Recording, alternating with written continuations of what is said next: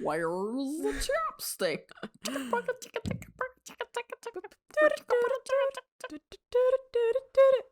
Did you get it? Aren't you getting chapstick? The chapstick? Yeah. No, I'm still sitting here. Oh, you just said I need to get some lip chap.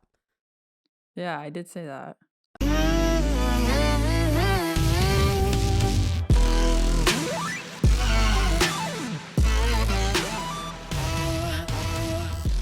Hello, and welcome to another episode of The Orphic. My name is Alyssa. I'm an astrophysicist. I have a PhD, and I'm interested in understanding how the universe works from a conscious, energetic perspective. Also getting really into things like bending time and unified theories. So basically theories that kind of combine quantum physics, which is action at a distance, which quantum physics describes spirituality basically, because spirituality is possible, and like giving someone a reading over Zoom, you know, is possible because of quantum physics. There's like a quantum entanglement that's happening there. But like quantum physics is not in our understanding of astrophysics and the universe. So I'm really into trying to understand a unified field theory that combines them all, but also representing the soul and representing the consciousness of the universe and of celestial bodies. So I'm working on that. I'm doing my own research on that. And please give me a follow on Instagram at interdimensional.astrophysics. Thanks. What about you? Hi. Hey, I'm Mikayla with Mariposa Moonchild on Instagram if you want to follow me there. I'm a spiritual guide with some mentorship programs, as well as I work with energy medicine and shadow alchemy. And my higher vision is to be a part of the ripple effect of healing across the collective, across the planet. And even greater than that, just, leaving a legacy of love as humanity comes back to their hearts and moving from our heart space and making decisions and moving about the world, because we've been programmed and conditioned to not listen to our hearts and not tap into that inner wisdom. But we all have that inner wisdom inside of us. All of us have it. Every single human has that innate inner wisdom. And we have that connection we have access to that connection to like the earth and to spirit and to our own souls. And over time, it's just been so disconnected. And as you can see, it's playing out in the world with, how we treat each other, some of the world events that are going on. And, it's time for us to come back to our hearts and live from that space. So in my work, I desire to be a guide for those that are desiring to come back to their hearts and need maybe a little bit of support. Yeah, love that. We all need some support, don't we? All right, we like to start off by doing a little bit of a grounding breath, a few deep breaths. So, Mikayla, lead us off, why don't you? Yeah. Let's do some deep cleansing breaths. And if you're able to take a moment to just like sit down and really tap in and tune into your body, that would be amazing. I invite you to do that if you're able to, because we're going to take quite a few here this time and just really sit and be present with ourselves and our bodies in this moment, and just bring our energy down a little bit and just ground us in. And clear. So we'll clear with the breath. The breath is such a powerful tool to do this. So when you're ready, I invite you to close your eyes. Just connect in with your body, maybe placing a hand on your heart or a hand somewhere else on your body, or maybe placing your hand down on the floor or the earth or wherever feels good and comfortable for you. And let's take a deep, deep, deep breath in, filling our lungs all the way to the top, all the way to full. When you think you can't sip anymore, take another sip in and just hold here. Pause at the top.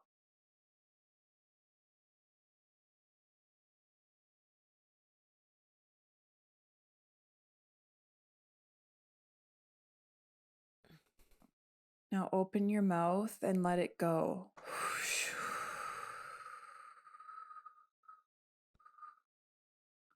Another deep breath just like that, all the way up. Pause.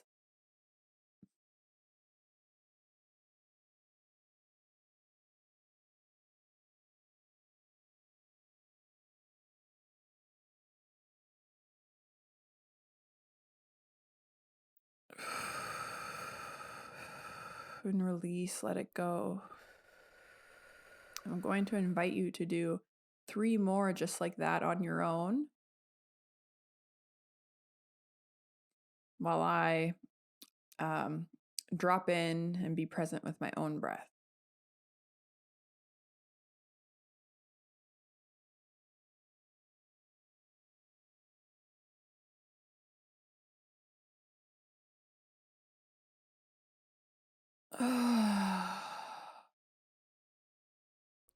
I invite you to audibly exhale too, if that feels good to you. Just give a big sigh, let it all out.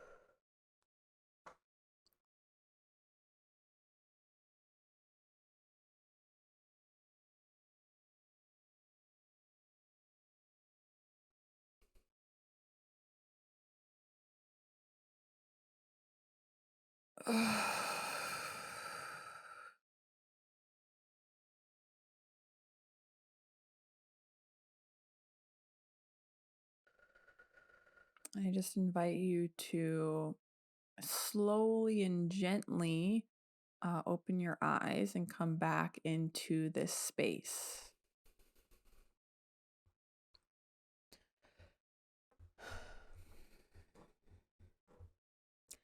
That was nice. Feel very Yes, grounded. well needed. Yes, definitely. Well, it's nice to be back recording again. Mm-hmm. Yeah, we did take some time off there. Yes, yeah. I feel like a lot's going on. Yeah. A lot's going on for both of us individually, which we'll talk about. But yeah, it just feels like, at the time we're recording this, we're going into the spring equinox shortly. And it's kind of that tides are turning energy. Yeah. 2024 spring equinox, the beginning of really the true astrological new year of 2024. So that's a big deal. The eclipse is shortly after. I didn't tell you, I'm going to the eclipse. What you're going to what eclipse? The total solar eclipse, the Great North American solar eclipse, is on April 8th. What is that? What does that mean? It will have happened already. You don't know about this? He's like, you go somewhere to watch it?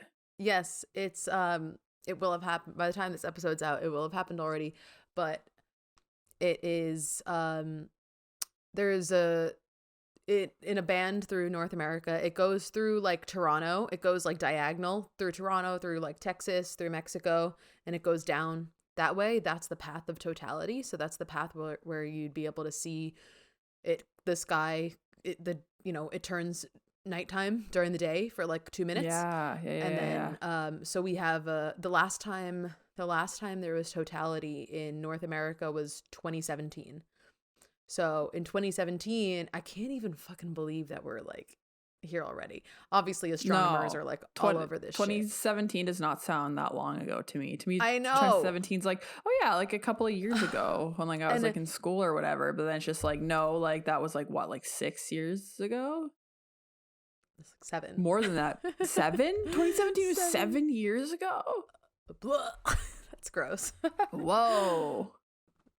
Yeah. It's just like in 2017, it was like you could see, I think it went through the other direction, I believe. Like it still went through middle America, but I think it was like you could see it in Washington, and then it went through like across Florida. I think it went the other direction. So now it's going like, looks like a forward slash through North America and parts of Canada up there too. So it goes like right through like the Niagara Falls. Like it's going through like Buffalo and Niagara Falls. So it is the closest part to me where I live is like upstate New York, like the Syracuse area. Have you been to Niagara Falls? I have once. Me too. I wanted to go on the boat thing, but my ex didn't want to go, and I was like, fuck you. The Maid of the Mist? Yeah, that's why we're not together anymore. But yeah, I did go. It was cool. It was very powerful. A lot of water. Actually, I'm like, what year? I feel like I might have been in was it 2017? I was actually in Niagara Falls in summer 2017. That was when I went. That's weird. I feel like that could have been the year that I was there too, but it might have been earlier than that. I can't remember. I was there. Anyhow. Yeah.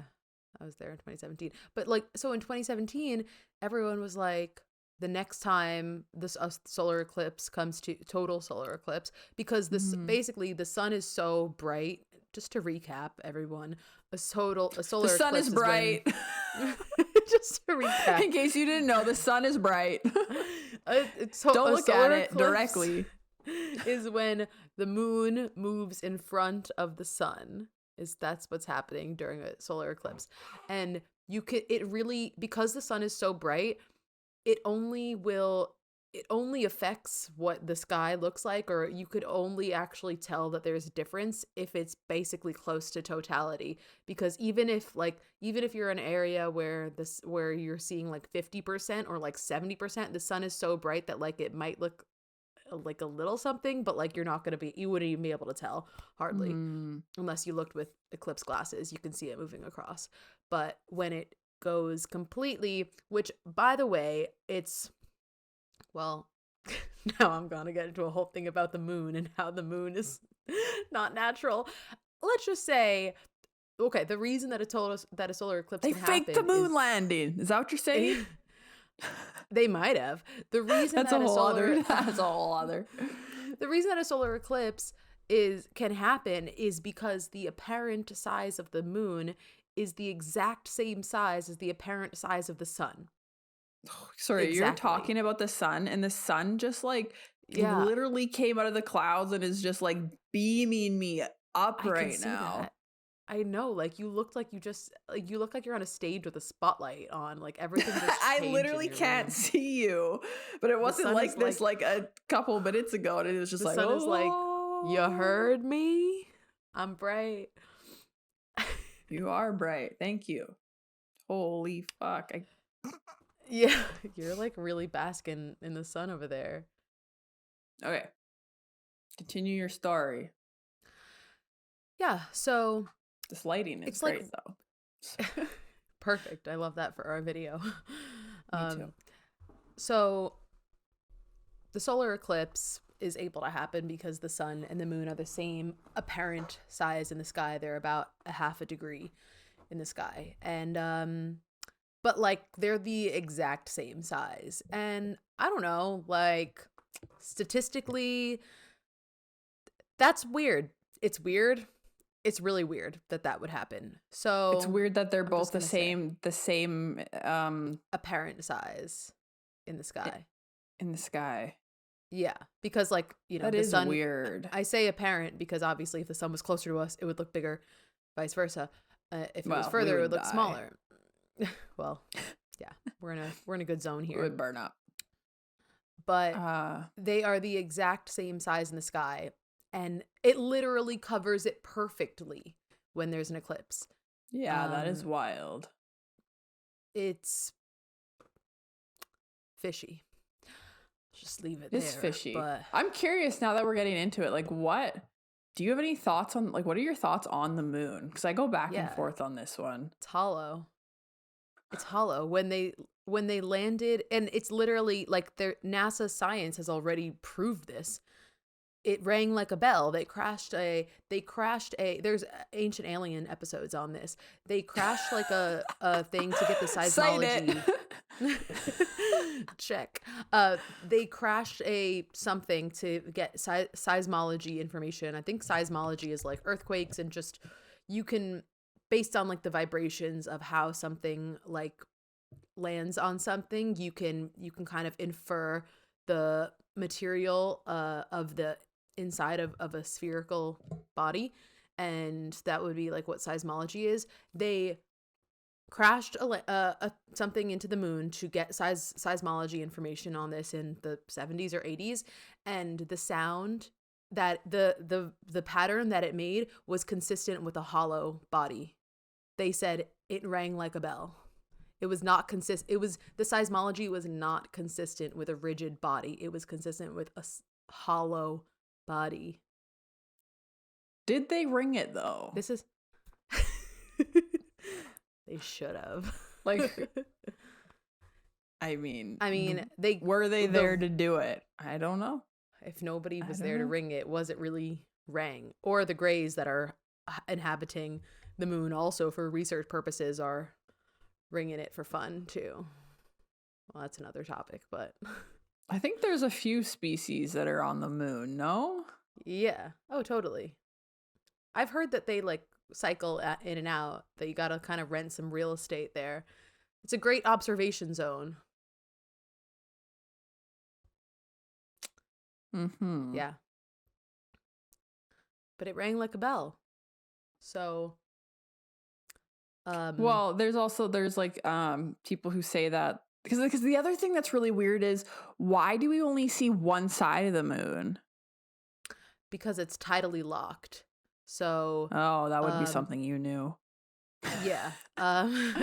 It's tidally locked. So, and this is another thing that's like kind of weird and sketchy that leads me to believe that there is something else. Basically, its rotation period is equal to its revolution period. So as it's rotating, it's also revolving around the Earth, leaving us only able to see one side. How convenient.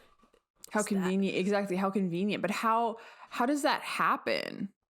Like, is that normal? Like, can you, yeah, like, is there I would say, like, technically it's a statistical, like, it's a small likelihood. It's like a statistical small probability. Wait, so how, I mean, how can it how does it become tidal locked?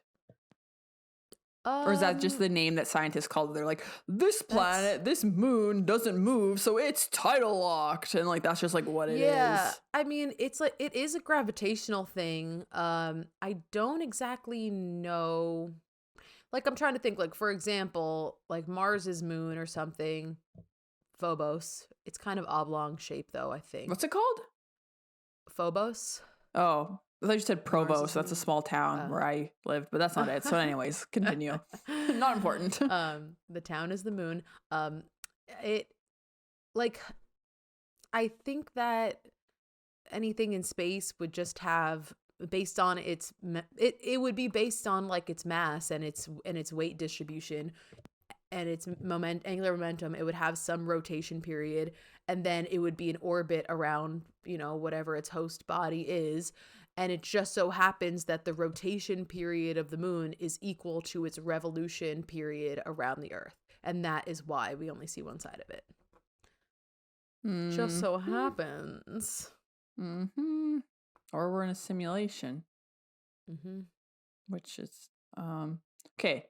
Next question. I just want to know your opinion. So you said, we think it's hollow. Is it real or is it fake? I think it's man-made. The moon. Like, yeah, like it's real in terms of like it's there. I don't know if that's what you're asking. But like, no, it's man-made. I think it's a piece of metal with dust on it. I think it's a hollow metal sphere. She said it, dust guys. On it. You heard it here second. I heard it on Ancient Aliens first a little bit, but that's my opinion. I stand by it. I feel like you need to stop saying ancient aliens because people are gonna be like, we're online, or you'll be like, what's this girl talking about? They'd be like, she's citing ancient aliens. I'm kidding. You can talk about whatever you want, but it's just funny. Yeah, it's just they got good information. She has a on ancient PhD. aliens. I have a PhD, guys. Listen to me. No, yeah, I opinion, go back and forth on this. I don't know for sure because I do feel that there's probably a pretty high likelihood that it's also man-made, or maybe I don't know if I'm going to say man-made, but artificially made. Artificially made. But then there's also the piece of me that's like, no, I do believe if the one that's like there right now isn't real, that there did used to be a real one that was like, or like I don't know, was made in the Big Bang or whenever Earth was made. So I don't know if they're the same. But what I do find interesting is like how, you know, the moon affects us. I was just going to say, it doesn't mean that it doesn't affect us, and it doesn't mean anything negative necessarily. Yeah. And because it literally does affect us. That's science. Like, we're water. It is in our gravitational orbit. Gravity is not the most important force, but it is a force. And it is going to affect, it does affect us. So it doesn't have any bearing on whether or not it affects us, and like it's our closest celestial body, and it's impacting the tides, and it's impacting our cycles and all these things. So it definitely is affecting us. So none of that is invalidated with the fact that it might not have been a piece of an authentic piece of rock that formed in the creation of our solar system. The one that we have right now, at least. Yeah, it's all very interesting, because especially as like a woman, you know, we refer to like our menstruation as like our moon time, and it is like affected by the moon cycles, because our cycle is 28 days, which is the same day, same amount of day cycle as the moon, which all of that is really interesting too, because why don't we have 13 months, people? 28 days and 13 months. I don't know, but we don't. Gregorian calendar shit. Oh, and don't even get me started on the fucking time change, bro. Yeah, you were pissed about that on Threads this week. I was, because my thing is it's like, I feel like whoever decides we do this, if it's the government or whoever, is like, this is beneficial for people. This is what the people want. Like, this is beneficial. But who's it benefiting? Like, someone please tell me. Like, maybe I'm the asshole, but someone tell me who this is benefiting. Because for me, I feel like it's going to take me a month to recover. And I feel like everyone else feels the same. Like, I literally seen a reel today about some guy who like drop kicked his backpack into his little cubicle at work. And he's like, the fucking time change. But it's just, and he's like, usually I'm not fully available, or I'm not like fully functioning until 10 a.m. But now it's 11 because of the time change. So I'm just like, who out there is like, oh yes, this is awesome. Like, tell me. I don't really understand the purpose of it. I don't get it. I don't know what it's regulating. I don't know what, I mean, Arizona said, fuck it, we're not doing it. So does Saskatchewan. Oh yeah. For all the people out there who know what Saskatchewan is. All too. If you've ever watched Grown Ups, and you see like the guy and he's like Saskatchewan, that's it. Saskatchewan. Do you know what I'm talking about? Have you watched Grown Ups? How can you not watch Grown Ups? It's a classic movie. I think I saw it once, like when it came out in theaters, like with Adam Sandler. Yeah, they go to a lake house, right? Yeah. Yeah, I remember that part. I don't think I remember anything else. Anyways, yeah, I don't know. I don't think it's benefiting anyone really. And I also think it's interesting how it's like you said, like, how is it a state and provincial thing? Like, how does the state, like, you know, like, it's not federal, it's not like just like something that's like mandated across the world. It's like, no, the province and the state decide if they want to do time change or not. It's like, what? It's so weird. No, it's like, who decides? You can't control the time. Well, and that just like is another like point about time isn't real, because it's like, oh, okay, time is real. Like, we're going to say time is real and I have to be on time for all of these things and wake up at this time and go to this blah, blah, blah on time. And then like one day you're just going to say, oh, actually today is just going to be 23 hours instead.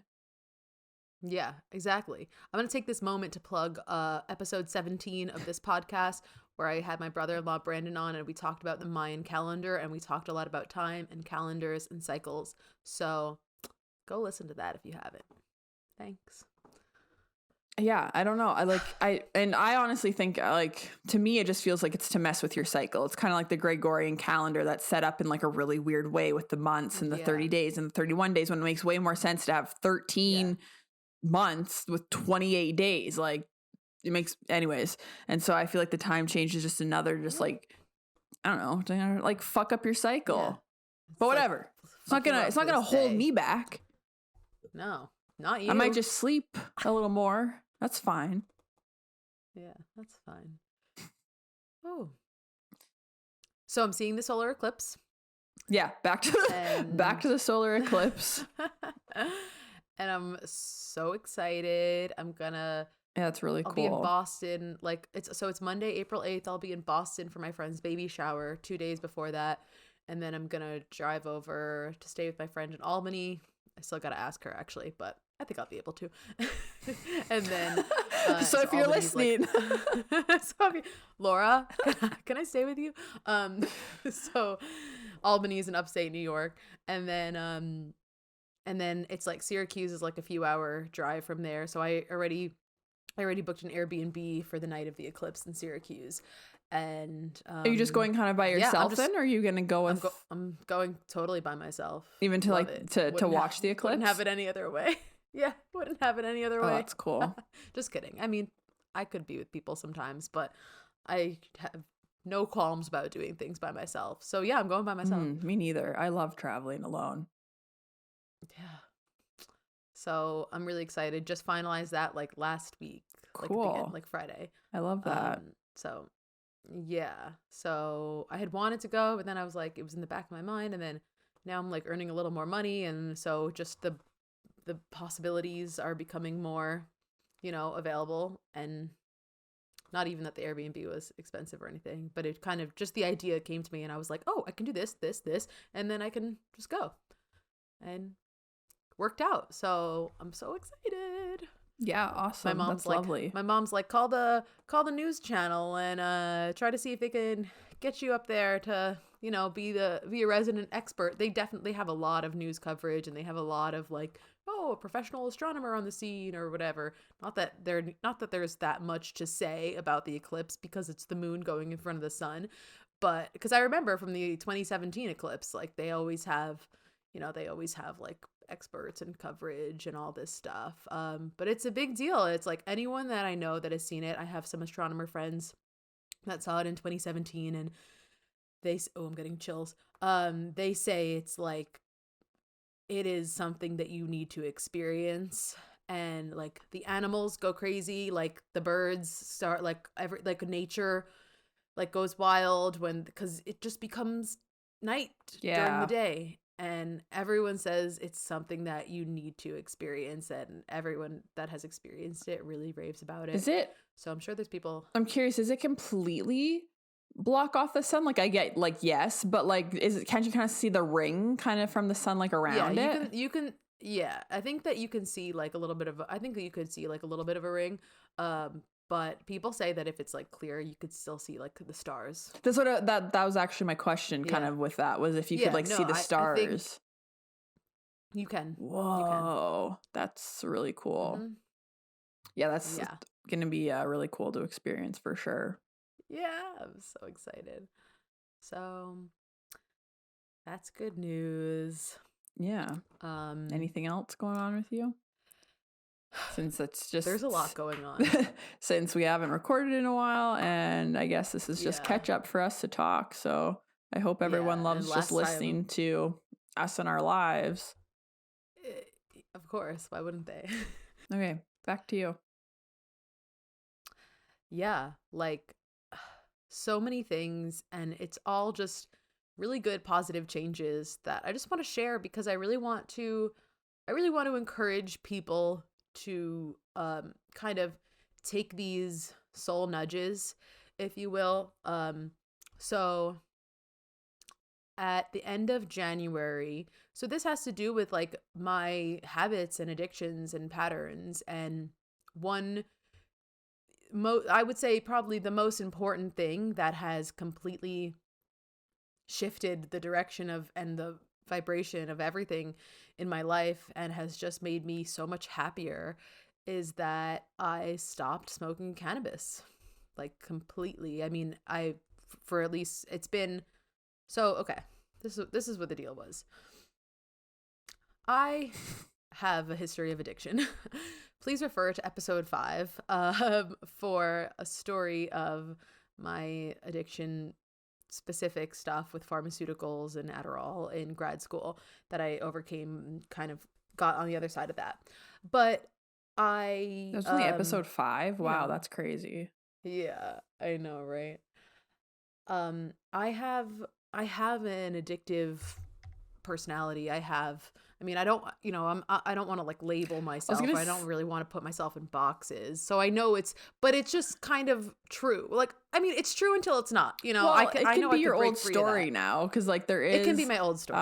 You're right. I just want to make the one point about language, just because this is something that I've definitely been trying to work on. I agree. That like when you say like I have or I am, then you like claim it and it is that thing, So, and that's speaking to myself too, because I've been working on my language around that too. So even like example, when you're like, my anxiety, cancel clear, my ADHD, cancel clear. It's like, I'm experiencing anxiety. I'm experiencing symptoms of ADHD. Yeah.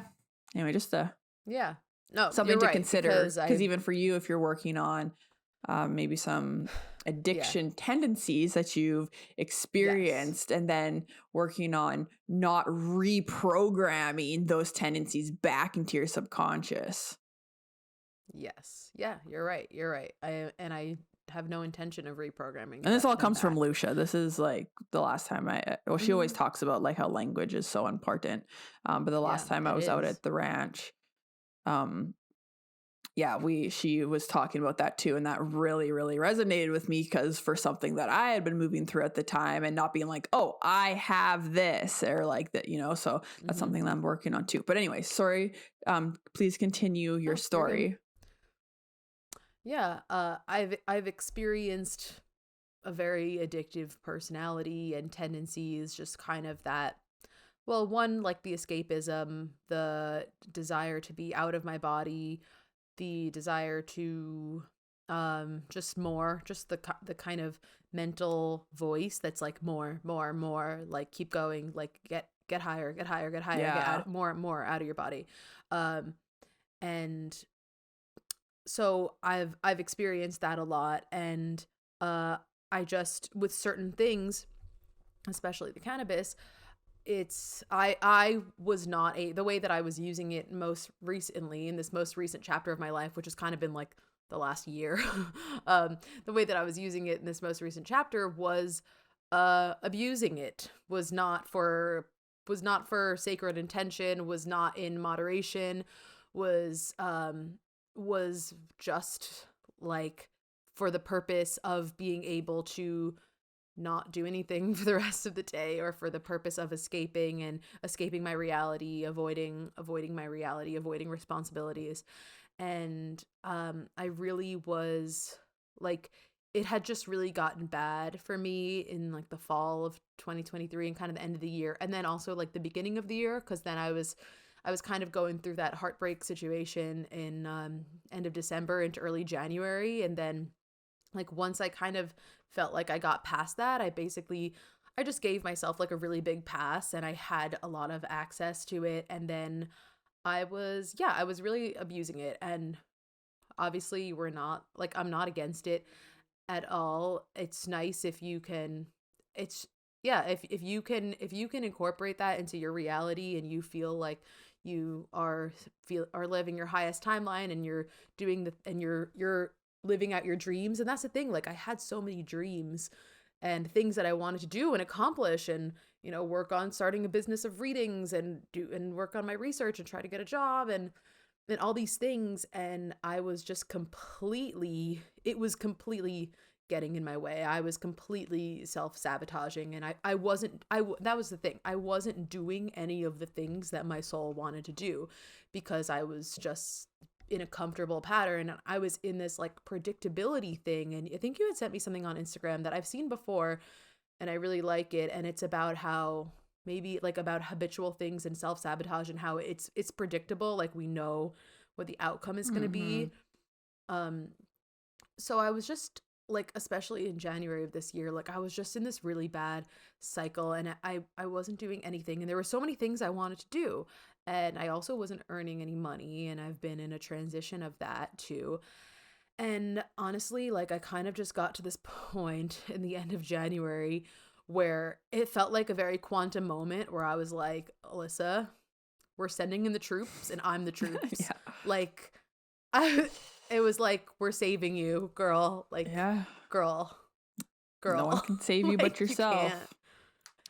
Exactly. And it was like, I didn't really have an option. Like I had the higher awareness. So, I felt like I saw me from the future just being like, we have to change something.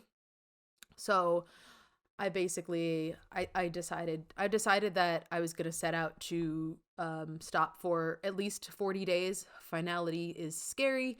And I'm still not even sure if I'm cutting it out forever, but basically, right now I'm just taking things in the moment, and I'm also going off of how I feel. And for me, it was, for me, the use of it was about the energy of it.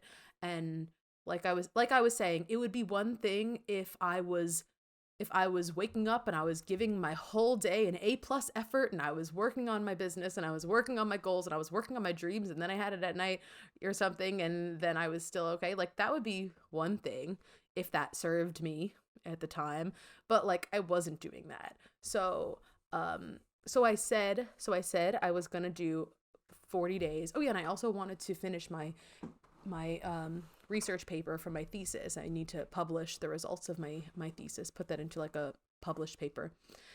And I needed to show myself like what I was capable of. I also wasn't treating my body well, binge eating, all those things that come along with the that. munchies. Yeah. And everyone knows what that's like. Yeah. And I wanted not everyone, but people who I wanted indulge. to be healthier. Sorry. Exactly.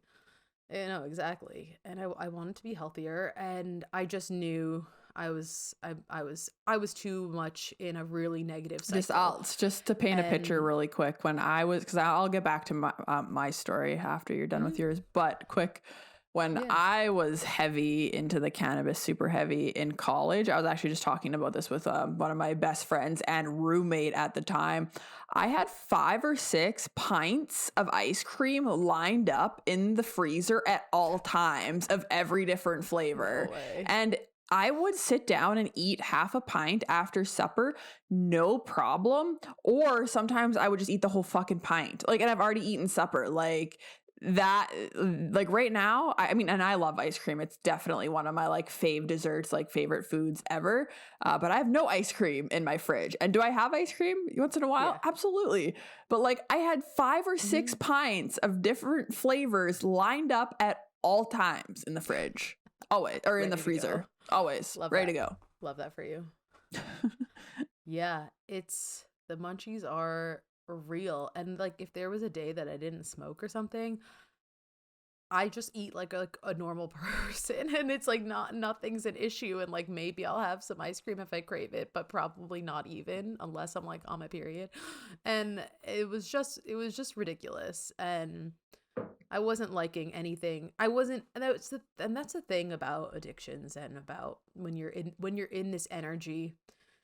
It's just, you always think that you can't let go of it, because you always think that it's going to make you feel better. Yeah. And you always think like, oh, but it's good, but I was not happy at all when I was in that cycle. I think the thing with cannabis was not too is like, I feel like there's so much maybe misinformation, or I don't like whatever you want to call it about it. Cause I think a lot of people or like misconceptions even, like I think a lot of people like believe that like cannabis is an addictive isn't addictive, or like it's a myth that it's addictive, and it's just like, well, I think it can, like, I think some people that can be the case, but I think it's like always individual to the person, because like I actually know people who have gone to like legit rehab for cannabis. So like so I think it's easy. So I see what you're saying. Like it's easy to tell that story of, oh, like it's not that bad, and it's just cannabis. It's not like, you know, like other things, and just a little bit here and there. And I get that.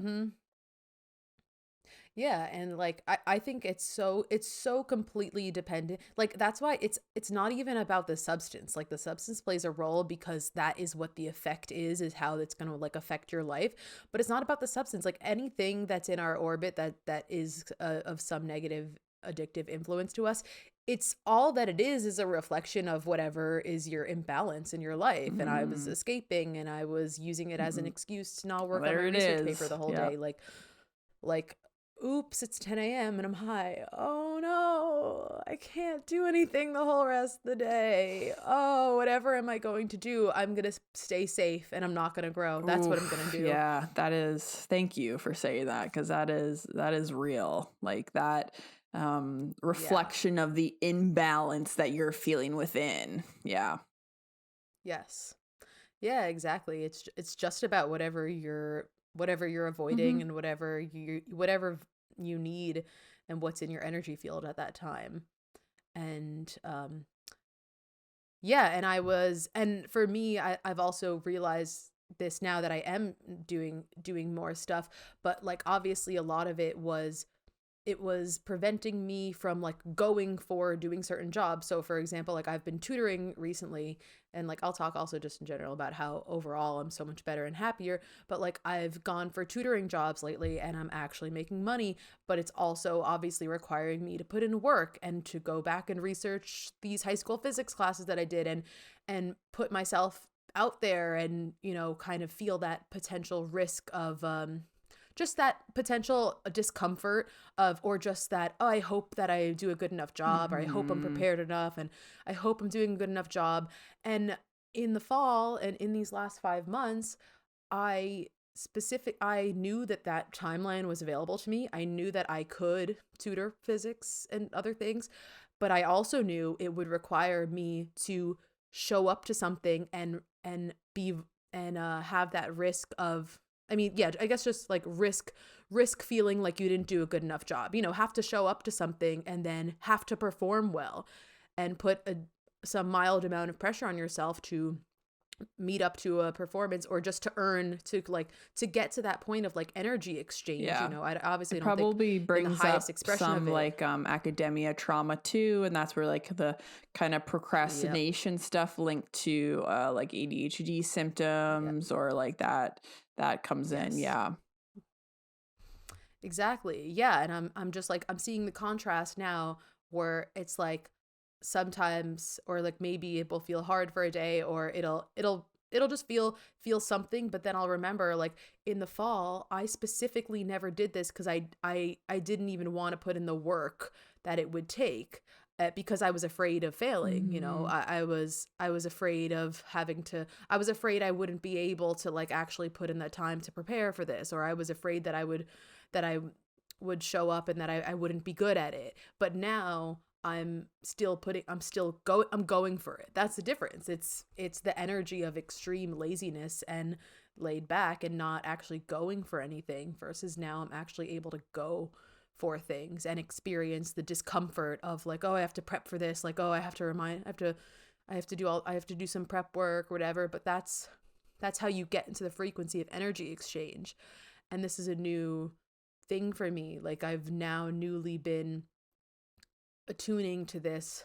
This kind of gets into a whole like kind of abundance thing. Like I was really in this I was in a really weird limiting belief kind of holding pattern about abundance in terms of energy exchange and quote unquote work, right? Because even if something feels aligned or something, even if it's the most aligned thing, which honestly, like for me, even just this tutoring or something is, because that's me tapping into my value and my expertise and just the things that I'm good at and the things that I know, and then exchanging it and offering it and receiving an energy exchange in return. And it's like, I, for a really long time, especially when I was kind of holding myself back with the cannabis and just being in this comfort zone, I was really like overthinking that because I hadn't had any energy. I hadn't like earned anything, and I hadn't had an energy exchange and income in a while. And I was really psyching myself out about it for a Mm-hmm. long time. And I feel like I finally have kind of broken through that. And yeah, and I'm really happy and proud of myself that I've been able to do Yeah. that. Yeah. I'm really proud of you too. And And thanks. And just even with the cannabis, like, so it's been, at this time, it's been over, I hit the 40-day mark. Oh yeah, I was starting to say this. I initially set out to do 40 days, and I just said, just to keep me safe, just to keep my mind safe at the beginning of the time, I was like, okay, on the 41st day, I did want to completely change my habits with it. At the time, I was like, I don't know, I'll see how I feel. Maybe after this, I will just, never have it as a habit in my life again. But maybe with a friend, if it feels aligned, maybe I won't completely restrict myself. If it's something that I want to do. So I was just like, okay, on the 41st day, once you see all the things that you're capable of doing in this time, you can have like a celebratory J, like by yourself, go out in nature, listen to some music, and just celebrate that you did it. And then hopefully we'll reform the habits after that. And I actually didn't. I'm still extending it. And so I had my 40th. Yeah, I'm not necessarily I was counting the day. I knew the exact day that was mhm. 40 days, and that was last Friday, March 8th, and that was my 40th day. And so I said, like, that Saturday I'll be able to do something. And then what's funny is that, well, since I'm extending it because I would like to get a draft done of my research paper before I indulge again. That's my next kind of benchmark for even if I do it again, it probably would just be socially. But instead, it's funny because, yeah, so I thought I was gonna like have that on my 41st day and be like, wow, that was great. Instead, I like did 3 hours of tutoring that day and made like $250.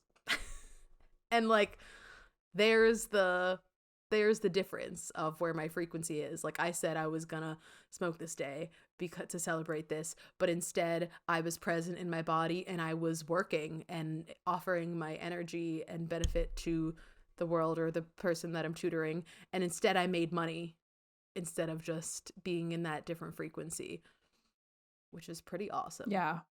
Yeah. But yeah, I'm really proud of myself because, like, like, that shit really had a hold on me for a long For time. sure. Like, I was really struggling Well, with and it. it's not Like, really. uncommon for like addicts to, maybe stop with the one thing and then like move on to something else. Exactly. And also especially those of us Exactly. too that are used to having like coping mechanisms and then looking for another coping mechanism or Mhm. another vice. So there's two things I wanted to say. One, I feel like you have moved up, or I don't want to say moved up, but graduated in a sense of self-love. Like this is another Oh, extra layer yeah. of self-love for you, because it does, because like when you're Yes. even talking about the cannabis use and you're like, oh, it's easy to justify. She's like, this will make me happy and this will whatever. And it's like, but you've said while you haven't been using, you've been really, really happy. Like I think more like authentically Yeah. happy. So it's interesting when we have that choice to Yes. choose like that instant gratification Mhm. versus kind of like the long-term Yeah. gratification, and how that's a choice. Mhm. And how when we make these choices, it is based on like, our self-love and how we feel about ourselves and what we think we deserve. It is. So I think that's really cool Mhm. to witness and see. And then another part, your old self was not lazy. You were learning lessons and moving through things, and that part of Yes. you, that version of you, deserves just as Mhm. much love as this version and your higher self version. Yes. Because Mhm. Yeah, yeah. exactly. Exactly. Like, it's, I was going through whatever I was going through, and had that to put me in that place of learning whatever lessons and to cushion whatever I was experiencing at the time. But yeah, like we didn't even touch on the self-love. The self-love has been off the charts. Like I truly am the happiest I've been in a really long time, and my self-love game is just like so on point. Like I don't think it's ever been That's this awesome. good. Well, because you're choosing And yourself, right? Like when you're making that decision to yeah. maybe smoke or not, right now you're tapping in, feeling like, no, this actually doesn't serve me right now. So I'm making the choice not to because Mhm. that's in my highest and best, and therefore, like I'm choosing myself, and I'm also choosing to listen to my body, like like really deeply build that relationship too, and Yeah. listen to myself, because it's we can get those intuitive nudges, but we always have free will, and then we choose whatever, we'll just do the other thing and not really Yeah. listen, and then we kind of repeat these cycles, which like I get it. Yeah, I've dealt with the exact same Yeah. thing, so Yeah, and it just being so much more present in my life, obviously. And now like I'm living with my parents right now, and at night I used to just completely dissociate and just hide upstairs or whatever, try to find an excuse to get out. And now it's just I'm just so much more present in my life. And obviously like the working aspect, or well, what it is I'm working towards my goals. I'm working towards the things that I actually want, that are aligned to my soul, and there's a fulfillment in that. And it's like when you get stuck in these patterns of inaction, and I am a pro at like patterns of inaction, which is fine. I don't have any, no, you're not. it's Don't not, say I that. don't Don't say have that. No, any you're not. You're what I what? Oh yeah, okay, yeah, whatever. Sorry.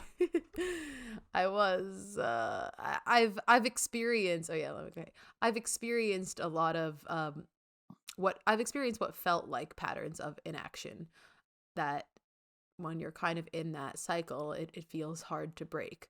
And when you're someone that has experienced that, it's so safe because you're so not used to taking mhm. action, because it feels like this extra exertion, and you're like, this is just what I do. But only when you get out of that and you start taking actions that actually are supporting your true goals, your soul aligned goals, that's when you actually feel that fulfillment. And the procrastination feels better. Obviously, it's the instant gratification. The procrastination feels better, Well, and it's it the feels avoidance of the safer. emotion too, And of doing the whatever the thing brings up, the yes. fear, or the Mm-hmm. fear of The failure, avoidance. or fear of rejection, or whatever, the shame or the Mm-hmm. guilt. Like it brings up that Yeah. emotion, and so we avoid doing the thing because we want to avoid the emotion. Mm-hmm. Right, exactly. And then now, even though, like, yeah, even though now on the daily I'm exerting myself more, but I'm not working on anything that's not fulfilling to my soul. I'm working on finishing my research paper. I'm going to feel so amazing when like my thesis results are Mm-hmm. published, and that's going to feel so amazing and fulfilling. And that's the cherry on top of that chapter of my life of grad school and my program, and that's going to feel so fulfilling. I'm working on my business. I'm working on earning abundance so that I can do the things I want to do, like go to Banff and for your wedding, like go to Banff before your wedding and all these things. And it's this fulfillment that even though I am exerting myself more than I was before, it's giving back to me. I'm giving back to myself actually. And yeah, Yeah. Yeah, I definitely so think that's it's been something good. to be celebrated. Absolutely. Um, and yeah, and I Yes. totally understand where you're coming from on all of this, because I have had a very similar journey with cannabis also. Uh, like I think Mm-hmm. it wasn't, luckily for me, it wasn't until after high school that I found cannabis and started Mm-hmm. using, because that would not have been good if I found it in high school. um, and then I Mm-hmm. would say it was college that I got pretty heavy into it, because it was just such a It was like, at the time, honestly, it was like a saving grace for me. Like it just felt like like a re- Yeah. like a respite, like like relief. Like, is that the right word? Respite? Yeah. Right. I don't think I've ever heard that word. No, now I'm I don't know. curious. I feel like that's the right word. Um yeah, so and then I was living with my roommate who's one of my best friends, and she also like loved it. So like we're just, like we have this big Yeah. old bong and we're just like ripping bong rips like all the time. And up until that point, like I'd lived at home, and I would with Bryce, like on the weekends and stuff, or if we'd hang out. And then I lived with a roommates who like I wouldn't really do it when I was with them. And then I lived with one of my best friends, and yeah, we were just like ripping all the time, and we would just like get stoned, and we would just like go to the grocery store, and I would just like walk around the grocery store like 5 times, just like and it was like fun though. It was also like fun at the time. Like we had a lot of good memories doing that. But it was like, I think what it was is once it was able to get my hands on that, it was also like I think became legal at that time, and I felt comfortable enough to like do it in my home with like I'm doing it also with my roommate. This was the year Bryce was living in Vegas, because we also would together. Yeah. It was just like, yeah, like I was going to school in the mornings, and then when I would come home after school, it was like immediately like I'm getting baked. Like basically whenever I'm not at school or like at work, like I'm getting baked like immediately. And I do feel like in those years, because it is a plant medicine, I do feel like it did really help me in those years. But it is also wild, like, so then like my coping patterns or mechanisms that I get into is I would smoke, I would make myself a meal, or I'd have like really good snacks on hand, like all those like flavors of ice cream in the fridge, or we would drive up the road to Safeway, because we lived in the city at the time, and we would just like walk around and just like pick out snacks. I'm like, oh, I'm gonna grab this cake and these cookies, and we would just have everything on deck.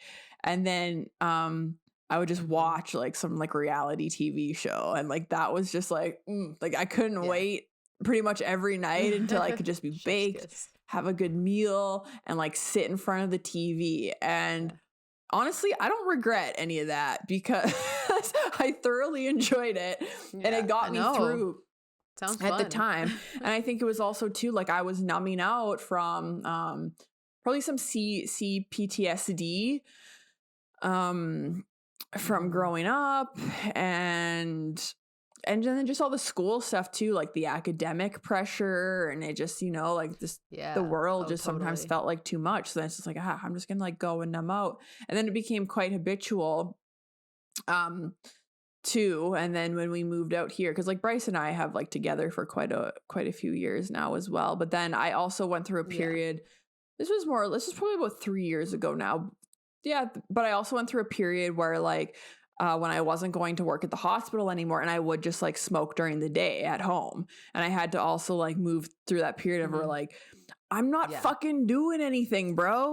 Like I'm not doing anything in the day. Cause it'd be the same thing. It'd be an excuse. You do it, and then you're like, oh shit, now I can't concentrate, and now I can't do this, and oopsie daisies. Yeah, the day is gone. Oops. Oh no. How exactly. So then I just over time, I made more and more boundaries with myself, where I'm like, okay, not during the day. And then I'd move to like only doing it at night. And then I would work on, okay, maybe not during the week, like only during the weekends. And then, but it's been about a year for me since I gave up smoking it regularly. And I've had my whole journey with it too, because like towards the end, it was kind of like borderline not even becoming enjoyable for me anymore. Like it was actually, I was feeling I was experiencing anxiety like quite often when I would smoke it, or like really intrusive thoughts. Like it was really interesting, because like that's not how I used to feel on it at all.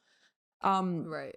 But I was still seeking it to like numb out. So I was having this really weird kind of like out of habit. and out of habit. This is Exactly. what I do. Exactly. That's how I felt. Like, you know, the evening comes, I make my meal, I sit down and watch my TV show, and I smoke. This is what I do. This is how I numb out. This is how I, you know, cope with the world or being alive or. Yes. Yeah. So exactly. That's such a yeah, big and part then I of it. finally had to let that go, and I got to a point where I just stopped, like cold turkey, basically. Like, I wasn't like setting myself up or like, oh, I'm not going to do it for like just this week or like whatever. I just like completely stopped, and I just like one day literally had no desire to smoke it again. Yeah, that was really interesting with you. It felt like it for you, it kind of just like vibrated out of your reality a little bit. Like, well, I mean, you had, like, it was a little different, you know. You weren't like, this has to stop, and I have to like I did feel like that. I did beforehand, but then I just one day it literally just was like, I was like, no, like, and I just like genuinely felt that way, and I still. Right. So maybe it was more like before. It was kind of like you experienced some dissonance with it. And then after that, it kind of just like, you were just like, and I'm still the same. Like, I just like don't really have a desire to right now. I have since then, but like very, very rarely or occasionally, and usually like in like a social situation, and it'll be like very little, because I'm also like in this space of like, I know that I'm not using it regularly, so I'm gonna have a low tolerance, and I don't honestly want to have like a big hit of it and then start to feel really anxious and like, oh my god. So it's been an interesting journey. I definitely feel better not using it all the time, although it is a plant medicine, and I do believe that there are a lot of benefits and healing that can come from it. But again, it comes from the intent and the using. So like, I got to a place where like, I was abusing it because I was using it to numb out. I was probably in denial of that for a lot of the time, but it was like that. And that sounds similar to like what you're experiencing. And that's the thing with these plant medicines. If it's mushrooms or ayahuasca or cannabis, they're plant medicines, and they have a spirit, and they don't want to be abused. Like, they have a spirit, they have a consciousness. So yeah, that's my journey right now. And now I'm at a place where like, I don't crave it or desire to. Am I going to say that I'm never going to do it again? No, because and maybe you'll feel the same. I feel like it was in my field for quite a while, and there's a reason that it was in my field. But now I get to work on shifting my relationship with it. And right now I'm still in a place where I feel like I'm good without it. But I'm going to, I see myself moving into a place of starting to work with it more as a plant medicine. And I think I haven't really done this yet, but now speaking about it, I think there needs to be a conversation with me and the spirit, and, you know, going through that, like a conversation, quite truthfully, of just like, like what's coming to me right now ritual ceremony is like the Hano, I don't even know how to fucking say it, the Hano Opo no no Opo prayer. The hope, Hopono Ono. I think that's it. Yeah, Hopono Ono. I just see a whole bunch of N's and O's, and I just probably try to put that together. But that's what's coming to me right now. In that conversation, because I do know people who use it in a really high vibrational way, because it is a plant medicine, and they use it to drop in like they would with mushrooms or whatever, but in its own way, but very ceremonial. And that's that's a huge part of it. Because I remember one time, probably since I had stopped, but I was like, it was probably like in the summer or something, and I think maybe Bryce and I were gonna watch a movie, and I was like, I'll just have like a little bit or whatever. And I think I started feeling like really anxious, and it like came through so clear to me that like, this is a plant medicine and it deserves to be treated as such. And I was like, yep. And then for me, like, deserves to be treated as such, as I'm thinking like, okay, like when we sit with Aya or we sit with mushrooms or even like Hape or cacao or whatever, like in my experience has been very ceremonial. Like it's been in so much reverence for what I'm using, asking for permission. Like when I sit with Hape, I ask for permission. I connect with the spirit. I give gratitude, even if it's my own like little practice. And then in the bigger ceremonies, like we're really creating like a ceremony and like there's so much that goes into it and connecting with that with the spirit of the plant and that sacred reciprocity. And it just clicked. It was like, yeah, no shit, this is the same. Like it's a plant medicine. It deserves to be treated as such. Like the ceremony doesn't end just at this medicine, So I would like to, when the time is right, move into using this plant medicine, doing some healing with my relationship with this plant medicine, and then moving into a space of, if it would like to, of using it as a plant medicine and creating my own ceremonies and rituals and really sitting with it in that type of way, because I do believe there is a lot of power there, and I do know people who sit with it in that way, and it's pretty potent and cool medicine.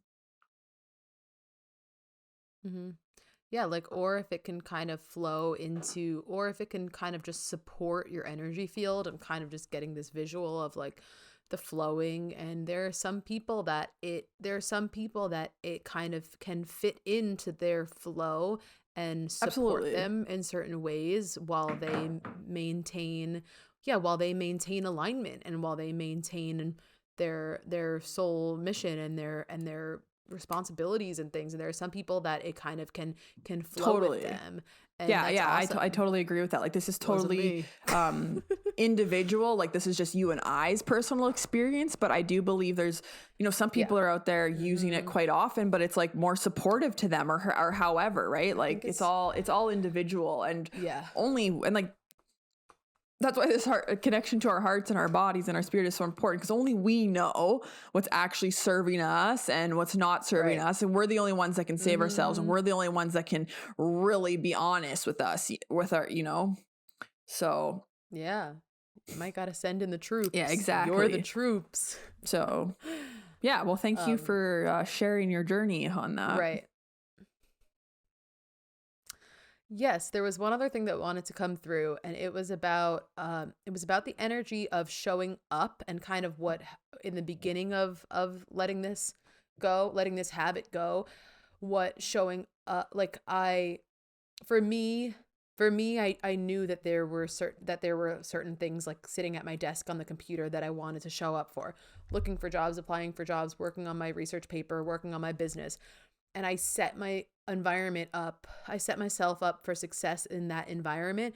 And even if in the beginning I wasn't doing that much there, I would show up every day or most days in my space to kind of go along with almost like the frequency matching of, okay, like my highest timeline version of me shows up to sit, even if I don't know what I'm going to do that day.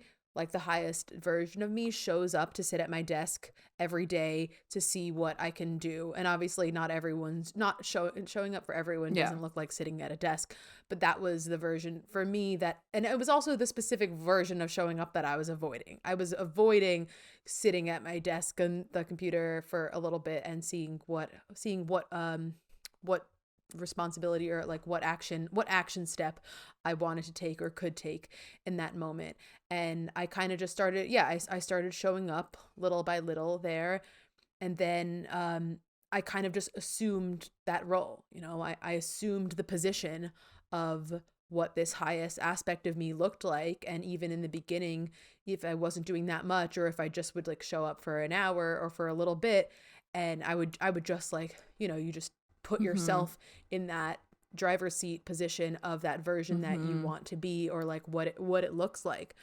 And then now I'm showing up like way more. I'm doing all my tutoring sessions in my office. Like I'm like, that's who I am now. Like I show up in my office that I've created a nice clean space with my crystals and everything. And now I show up and that's who I am. And so I just felt like I wanted to say that for anyone experiencing some sort of parallel version of this addiction or not, or just trying to get back, like, you know, figure out what it looks like to show up in that way that your highest self would want to show up, and then kind of just start showing up for yourself in little ways. I love that. I've been thinking about and that too. It kind of snowballs. Like when you connect with your higher version of yourself, it's like, well, what are they doing? How are they acting? How are they even dressed? Because like I've been seeing my higher version of myself like with these like gold hoops in, and I'm like, okay, so like I know, and I haven't got them yet, but I'm like, it's on my brain that I'm like, I'm gonna go buy myself like a nice pair of like gold hoops. But yeah, but it's more than that. But it's just like, okay, so like if you tap into your higher self and my higher self does this and this and this, it's like, okay, we'll do that.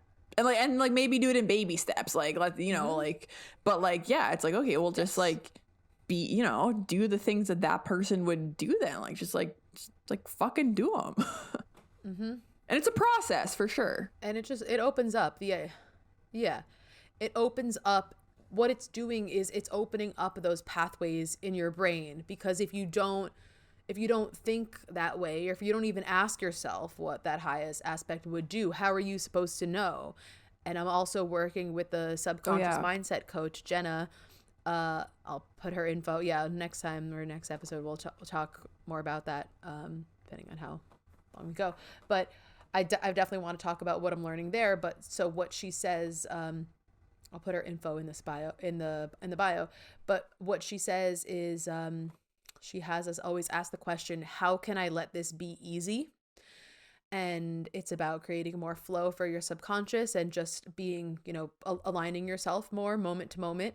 And she always says, like, you're either in alignment or you're not in alignment. And I know sometimes like these words are like triggering and can be interpreted weird, but she's just saying, like, and exactly, like, I know it sounds a little weird because you don't want there to be any shame in, there's not being in alignment, but being in alignment is right. Exactly. There's not, but being in alignment is just being connected, and you're always 1 second away from alignment.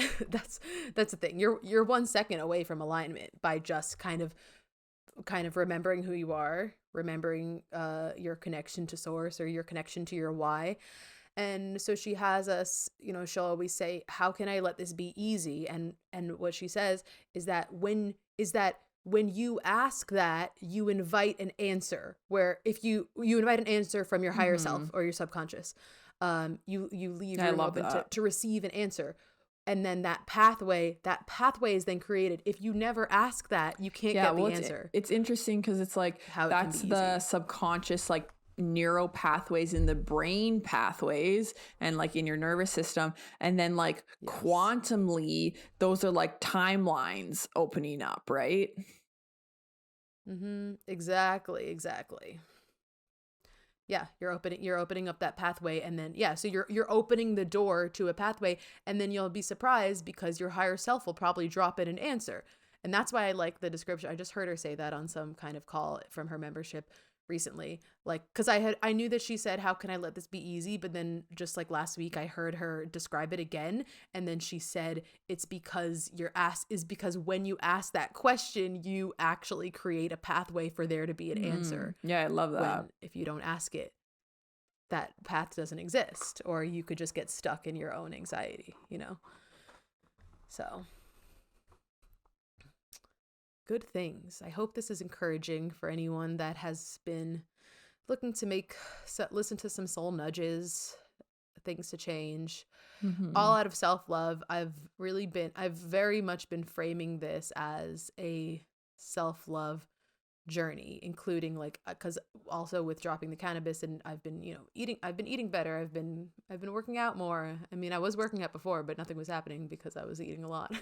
But I've been on another health journey and stuff, but I've just looked at all of it as acts of self-love, and everything that I've been doing has been an act of self-love. And clearly it has been, because the self-love is there and the happiness is there. So it's been really good, and I'm happy that I sent in myself to save myself. You can't shame yourself into being better. Like, I feel like that, like we've seen that a lot with like diet culture or whatever, like, or, you know, like, I think in the past it's kind of been a ways people are like, oh, they kind of shame themselves into doing better, but it's just like, it's not sustainable, because it might work like really short term, you're like, I like whatever, it's not sustainable, because you'll burn out, because you're not giving, you're not choosing it out of love, you're choosing those actions out of hate, you know. So it's like that self-love component is so important, and doing the things that your body needs or that your spirit needs out of self-love, and not trying to, you know, put yourself into some type of version of, oh, like, I'll, you know, like the famous, like, I'll love myself when I'm skinnier, and I'll love myself when I'm prettier. And it's just like, you won't get there with shaming yourself. And I heard something else too. I read something recently that said discipline is self-love in motion. So sometimes these things require discipline. And I've heard that one a lot too, but it was interesting because I was listening to a podcast yesterday where she brought up that quote, but then she was like, which I've heard a lot, and I do agree with, but then she was kind of talking about how discipline though feels a little bit like a punishment, or like, you know, if I don't do the thing, it's like a punishment. And I was like, oh, I also like feel that a bit too, when you're like, but that quote is very true, and I do agree with it, but that's just like another interesting take that I was thinking about that too, where it's, anyways. Yeah, I know. I was going to say, like, the word discipline is a little strangely charged, or just, I guess, in terms of our mental association with it, it feels like it has a little bit of a strange connotation.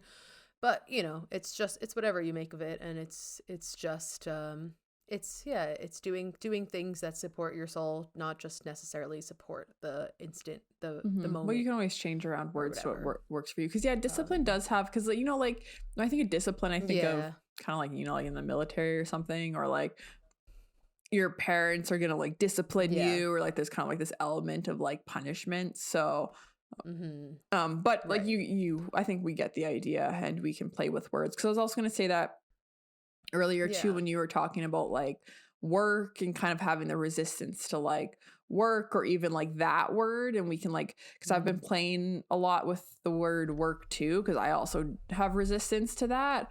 So even just changing it to play, because like, you know, if we're like on this rock floating through space, or whatever the fuck is happening, we're in this simulation, you know, like we're in play mode, like everything we do, like really we're like playing, right? Like all of our choices, we're playing in this like reality that we're in right now. So and then also play like gets to be fun, and it doesn't get to be, you know, because sometimes I think work kind of sounds like heavy and like grueling and like so then like changing that, because then too, if you like your work now is working on your business or tutoring, like or whatever it is, like it's like your long-term goal your long-term goal is supporting you, so you know you're playing in that timeline or whatever, in that essence of like of supporting your goals and making them happen. So I think that's a nice reframe too.